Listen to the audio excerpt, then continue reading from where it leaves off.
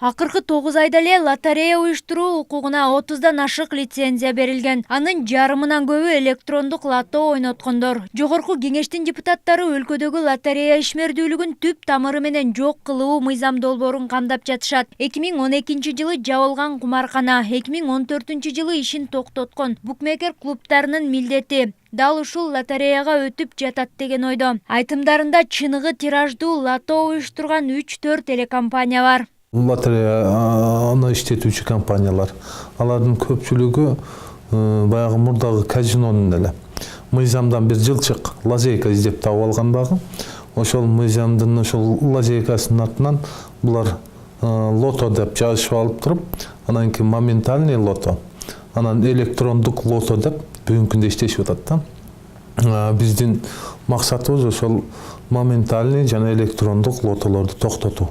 Бул мурдагы казино кантип иштесе, ошондой гана болуп иштеп атат да бүгүнкү күндөчү. Ал эми өкмөт мамлекеттик лотерея компаниясын түзүүнү сунуш кылган. Жеке ишкерлердин лотерея азгырыктары толугу менен жабыла турган болсо, мыйзамдуу мамлекеттик лото чыгарылмакчы. Азыр спорт лото жана маданият лото аталышындагы тираждык лотереяларды ойнотуу долбоору камдалууда. Мамлекеттик лотодон түшкөн каражат социалдык муктаждыктарга, маданият, спорт жана билим берүү тармагын өнүктүрүүгө багытталып, чыгымы элге ачык жарыяланат дешет адистер. Мындай тажрыйба Улуу Британия, Түштүк Кореядан алынды.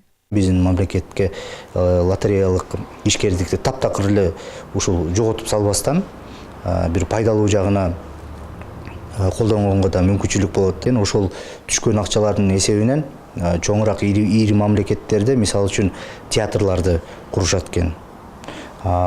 Бассейндерди курат, мондай спорттук секцияларды түзүү бул кадимки эле тажрыйба экен. Эл өкүлдөрү тарабынан мамлекеттик лотерея компаниясынан түшкөн пайданы калк арасында орган алмаштыруу сыяктуу кымбат операцияга муктаж жарандарды каржылоо сунушу да айтылган. Учурда лотерея уюштуруучулар тарабынан жылына болгону 30-40 миллион сомго чейин салык түшөт. Чоң пайданы кумар оюнун уюштургандар көрүп жатат дешет адистер. Чынында лото оюндары канчалык деңгээлде калыс жүрүп жатканына эч ким кепилдик бере албайт. Кээде ойнойм, кээде утам, кээде утулам ар кандайда.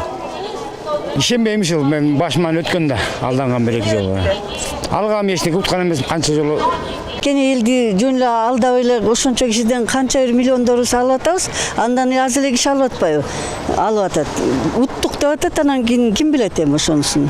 Карапайым элге миллиондорду уттуруп келгенин даңазалаган элдик лотерея мыйзамсыз акчаларды жымырып алганы ачыкталып, иши токтотулган. Эртең жогорку кеңештин комитетинде азгырык лотереяларды такыр токтотуу иши каралмакчы. Анда эл өкүлдөрү өлкөгө пайда алып келе турган мамлекеттик лотерея компаниясын түзүү эске алынарын айтышты.